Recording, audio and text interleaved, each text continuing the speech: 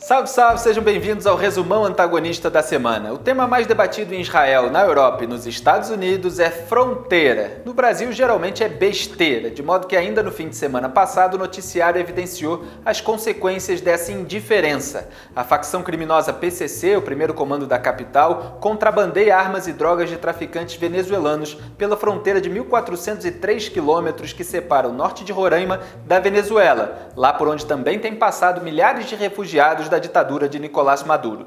Em conversas interceptadas, criminosos citam, por exemplo, o fuzil AK-47. As apreensões de armas feitas pela Polícia Federal nas fronteiras brasileiras, aliás, caíram quase 61% em 2017 em relação a 2013, e como resultado, o uso de fuzis por criminosos no Rio de Janeiro e em São Paulo quase dobrou nos últimos 5 anos, restando às polícias estaduais apreender essas armas fabricadas no exterior. No Rio, as polícias civil e militar apreenderam no ano passado 499 fuzis, um recorde. Sobre a intervenção federal no estado, o governador de Rondônia, Confúcio Moura, do MDB, disse o seguinte: essa intervenção é uma atitude última para dar uma resposta imediata à situação, mas não resolve, porque o Rio de Janeiro é apenas o efeito. A causa está nas fronteiras brasileiras, na ausência da presença do estado nessa extensa fronteira. Se o governo não encarar o problema real, o resultado vai ser decepcionante. Michel Temer, no entanto, anunciou a criação do Ministério de Segurança Pública, falando apenas em ajudar os estados. Outro ponto é que eu anunciei que nós não vamos parar por aí, porque muito brevemente, semana que vem ou na outra semana, mais tardar, eu quero criar, já conversei com o presidente da Câmara, presidente do Senado, um ministério extraordinário da segurança pública, que na verdade vai coordenar o trabalho da segurança pública em todo o país. Não vai, evidentemente, invadir as competências de cada Estado federado. Vai cumprir as suas funções de natureza constitucional, que já são da União Federal, mas também vai coordenar o trabalho de segurança pública em todo o país. Este é um anúncio que agora, acho que pela primeira vez, estou fazendo publicamente. O presidente também disse como foi construída, segundo ele, a intervenção no Rio.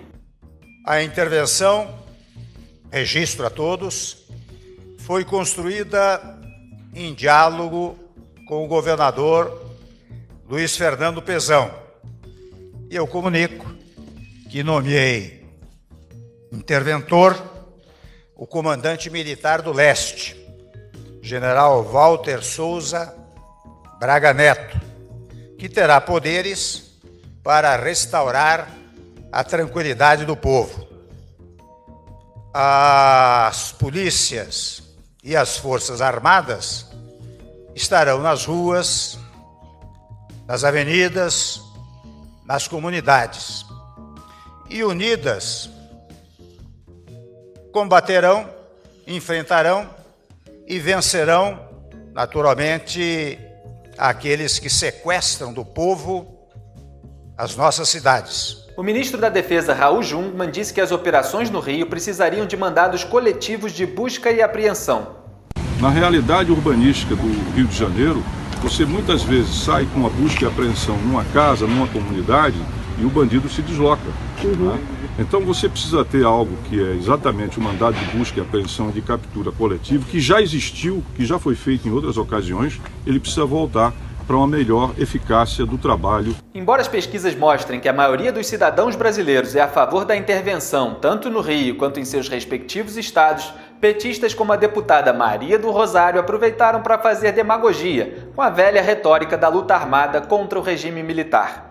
Um estado de exceção que é feito através de uma intervenção militar. Os senhores se escondem da palavra que foi escrita e assinada por Michel Temer. Ora, o cargo é de interventor de natureza militar. Este país lutou até 1985 por 21 anos para que não tivéssemos mais o poder político com o comando de militares. E agora nós temos um comando político militar instituído por um governo golpista, por um governo ilegítimo. E agora ainda uma forma de mandado coletivo. O PT ainda divulgou nota assinada por Gleisi Hoffmann, Paulo Pimenta e Lindbergh Farias em que condena o uso de mandados coletivos durante a intervenção, alegando que criminaliza a população pobre e negra das favelas cariocas. Agora é absurdo, né? Curioso nenhum petista ter se preocupado com a população pobre e negra, quando o hoje condenado Sérgio Cabral, com total apoio de sua parceira no governo federal Dilma Rousseff, fez exatamente a mesma coisa no Complexo da Maré antes da Copa de 2014. E quando Elias Maluco, assassino do jornalista Tim Lopes, foi preso num buraco dentro de uma casa, graças a uma medida análoga aprovada pela Justiça durante o governo da petista Benedita da Silva em 2002, no Rio. A cara de pau do PT é mesmo infinita. Sempre afinada com o discurso petista, Débora do Prado, da Procuradoria Federal dos Direitos do Cidadão, emitiu uma nota técnica na qual considera ilegal a possibilidade de a Justiça expedir mandados coletivos de busca e apreensão durante a intervenção no Rio, exatamente como ela faz em relação aos projetos de lei Escola Sem Partido, tema de uma entrevista que eu fiz nessa semana com o fundador do movimento, Miguel Najib. O ministro da Justiça, Torquato Jardim, tentou minimizar a polêmica, alegando que o termo coletivo é impróprio, mas reforçou que o mandado indicará um perímetro, não necessariamente um ponto específico, para busca e apreensão nas favelas. O adjetivo coletivo é impróprio tecnicamente. Algumas operações pedem a citação de várias pessoas. O coletivo dá a ideia de uma generalidade. E mandado de busca e apreensão não pode ser genérico. Isso a Constituição não permite. Esses mandados terão que conter nome ou apelidos que essas pessoas tenham, terão que indicar os outros requisitos de lei, indicar o endereço provável, o endereço imaginado, porque nas zonas de mais conflito você não tem rua, avenida e a urbanização é desorganizada. Na verdade, com muita frequência, o indivíduo foragido está aproximadamente em uma área, mas a droga, a arma, a munição está espalhada na comunidade, porque é uma imposição violenta contra a população vulnerável. Apesar das polêmicas, que certamente continuarão rendendo muito assunto nas próximas semanas, o Congresso, conforme esperado, aprovou a intervenção no Rio.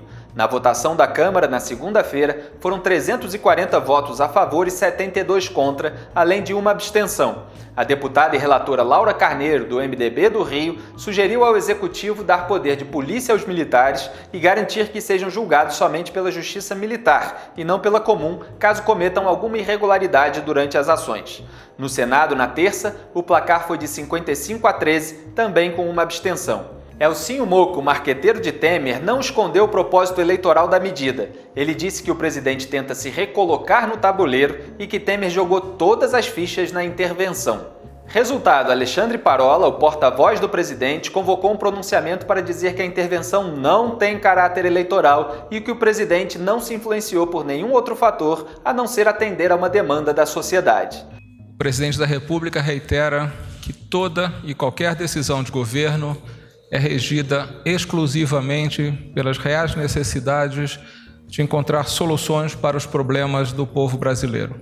O presidente da República não se influenciou por nenhum outro fator a não ser atender a uma demanda da sociedade.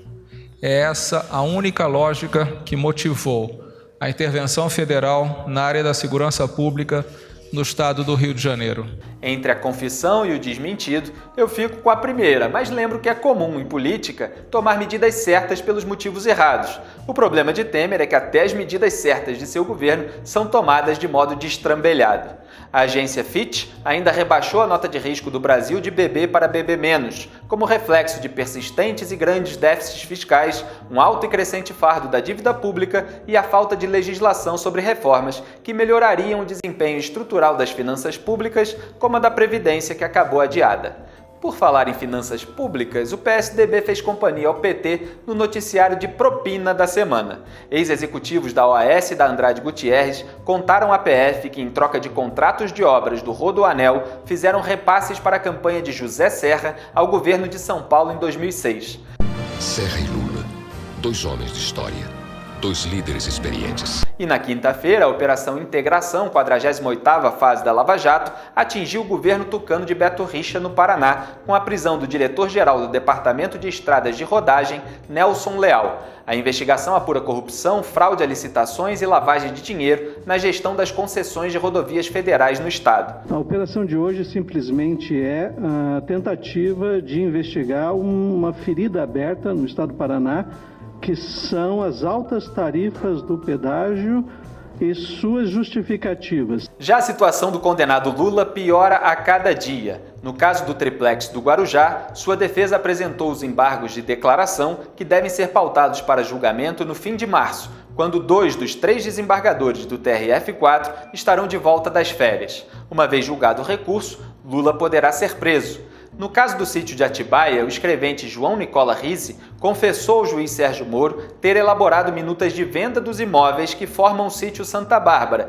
em Atibaia, para transferi-las a Lula e Marisa Letícia. No caso do empréstimo fraudulento do Grupo Chaim, o delator Fernando Chaim confirmou a Moro que Lula abençoou a contratação do grupo pela Petrobras para operar o navio sonda Vitória 10.000 em troca da quitação de uma dívida que o PT mantinha com o Banco Chaim. Um caso emblemático do que havia dito o desembargador Victor Laus sobre Lula confundir a função de chefe mandatário do país com a de dirigente de agremiação partidária. E em relação ao terreno do Instituto Lula, Marcelo Odebrecht entregou mais 21 e-mails à Lava Jato que comprovam a negociação envolvendo a compra. De quebra, a Operação Jabuti, deflagrada na sexta-feira e esmiuçada em detalhes no nosso site, prendeu Orlando Diniz, presidente da FEComércio, e o Ministério Público Federal identificou como suspeitos os pagamentos ao escritório de Roberto Teixeira, advogado e compadre de Lula, que somaram 10 milhões de reais. Talvez nada mais falte a Lula e seus comparsas que a alegação de insanidade. E parece que ele já virou mesmo um condenado muito louco.